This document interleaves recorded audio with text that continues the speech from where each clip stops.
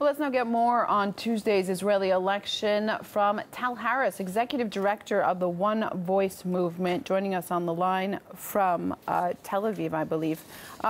Calling for a two-state solution, I should add. Tal, what do you think is behind this dwindling support of Netanyahu's party? Well, I think that the current elections are an interesting, present an interesting development in the way the two blocks of the right wing and the left wing in Israel are shaped. I think that the right wing has become much more right wing, and the left wing has clearly, more clearly become left wing in the sense that we all expect it to be. There are two poles running now against each other, and Netanyahu finds himself leading a party that's offering a vague platform, actually no platform at all. They have not presented a program, a party program, to address a lot of the issues that are concerning Israeli citizens from the left and the right and are dividing them according to those patterns. Well, one of the policies that Netanyahu has not been vague on and very frank on is, of course, about building more settlements and kind of taking this hard line. How much real security in this promise to keep Israel safe no matter what can be given to the country through this platform? So I think that that's a very important question that a lot of Israeli voters are not really facing, and that's the contradiction between a promise, a vague promise that was made 3 years ago or almost 4 years ago in Bar-Ilan University for a two-state solution adopted, allegedly at least, by Benjamin Netanyahu, the Prime Minister of Israel, and an increasing build-up of the settlements, which make a two-state solution increasingly harder.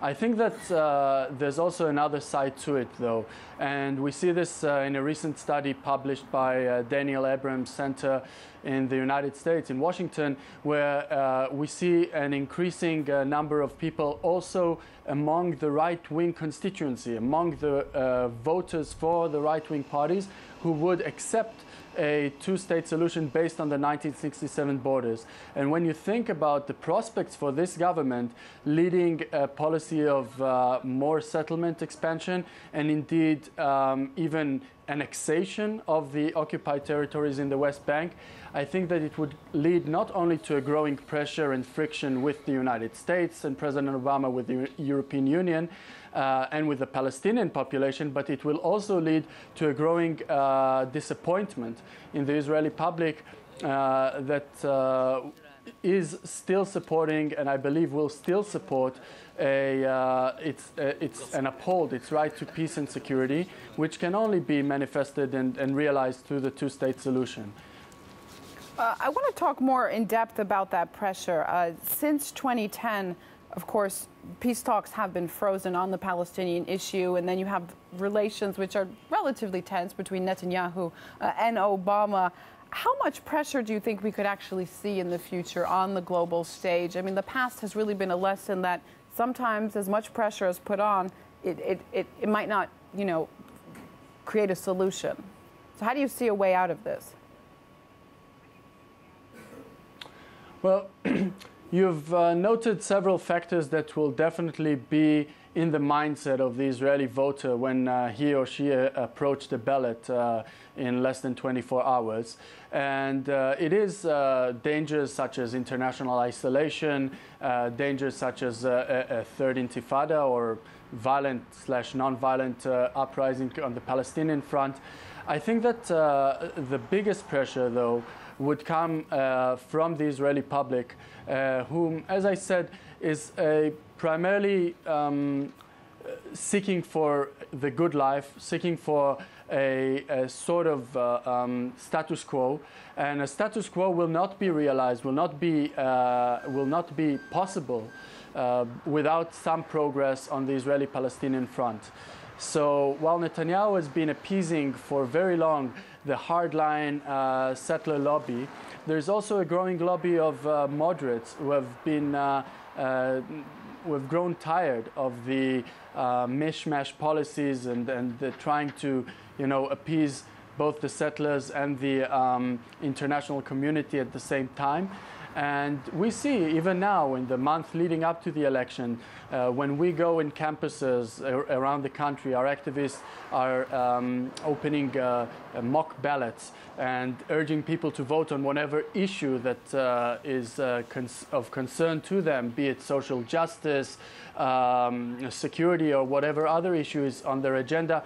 They know the clear relation to a solution with the Palestinians to their everyday concerns. This connection is becoming ever more crystal clear to people's minds.